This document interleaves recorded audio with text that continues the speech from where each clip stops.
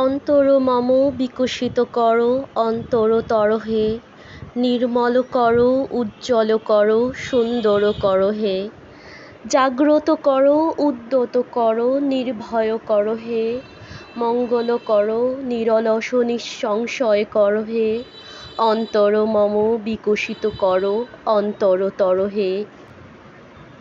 যুক্ত করো হে সবার সঙ্গে, মুক্ত করো হে বন্ধ, সঞ্চার করো সকল মর্মে শান্ত তোমার ছন্দ, চরণ পদ্মে মম চিত নিস্পন্দিত করো হে, নন্দিত করো নন্দিত করো নন্দিত করো হে, অন্তর মম বিকশিত করো অন্তরতর হে। শুভ বিকাল সবাইকে। তো আমি চলে গিয়েছিলাম অমর একুশে গ্রন্থমেলা 2024, যেটি ছিল পুরো ফেব্রুয়ারি মাস 2024 জুড়ে।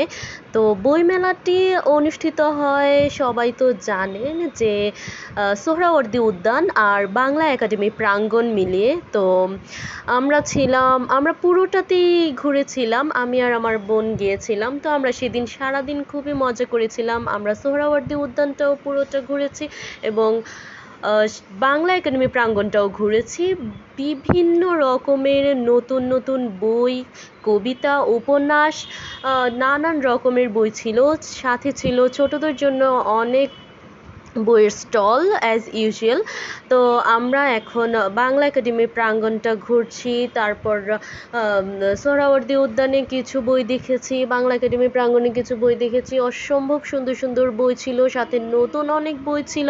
আমাদের প্রিয় লেখকদের বইয়ের সাথে সাথে নতুন অনেক লেখকের বই তো থাকেই বইমেলায়। আর বইমেলায় তো প্রত্যেক বছরই অনেক নতুন নতুন লেখক এবং লেখকদের বই আমরা পেয়ে থাকি।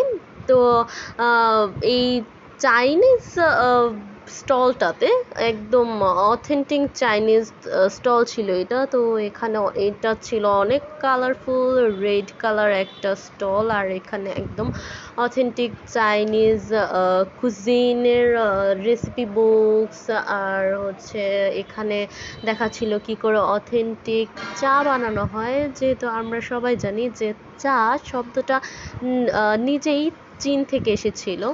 তো এখানে একজন দেখাচ্ছিল কি করে চাটা বানাতে হয়, অথেন্টিক চাইনিজ টি। তো এই কর্নারটা এই চাইনিজ স্টলটার জন্য অনেক কালারফুল লাগছিল। রেড কালারটা তো নিজেই মানে অনেক অ্যাট্রাকটিভ একটা কালার।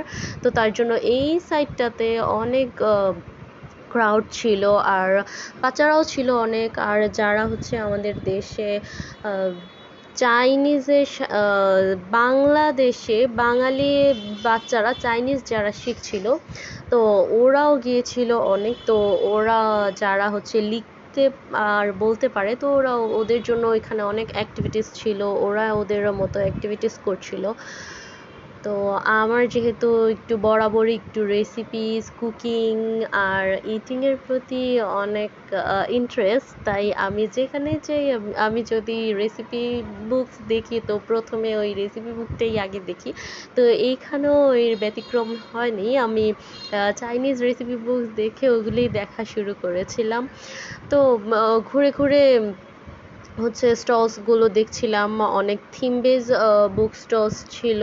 তো ওখানে গিয়েছিলাম। এখন যে স্টলে আমি আছি এখানে হচ্ছে রবীন্দ্রনাথ ঠাকুরের গীতাঞ্জলি থিমে হচ্ছে পুরো স্টলটা সাজানো হয়েছিল। আর পুরো বুকস স্টাক করা, সাজানো। তো ওই বইয়ের থিমেই পুরো স্টলটা ছিল। স্টলটা তো খুবই দেখতে সুন্দর ছিল, আর আমি বই দেখছিলাম অনেকগুলো। তো অনেক বই দেখতে পাওয়া যায় বই মেলায়, আর কয়েকটা তো কিনেও নিয়ে এসেছিলাম। তার ফাঁকে চলছিল একটু স্ট্রিট ফুড খাওয়া দাওয়া। তো আমি আর আমার বোন মিলে এখানে ভেলপুরি খাচ্ছিলাম।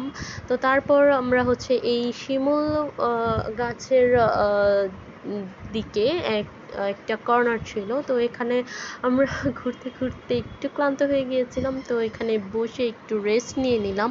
কারণ মেলা প্রাঙ্গণটা ছিল অনেক বড়, অনেক বড়। তো একবারে হচ্ছে ঘুরলে একটু টায়ার্ড হয়ে যেতে হয়। তো দেখছিলাম বইগুলো। তো এই ছিল আমার বইমেলা ঘুরে দেখার দিনটি। তো তোমরা কেউ এবছরে বইমেলায় গিয়েছিলে কিনা সেটা কমেন্টে অবশ্যই জানাবে, আর ভালো লাগলে অবশ্যই আমার চ্যানেলটি সাবস্ক্রাইব করে দিবে। দেখা হবে নতুন আরেকটি ব্লগে। Thank you.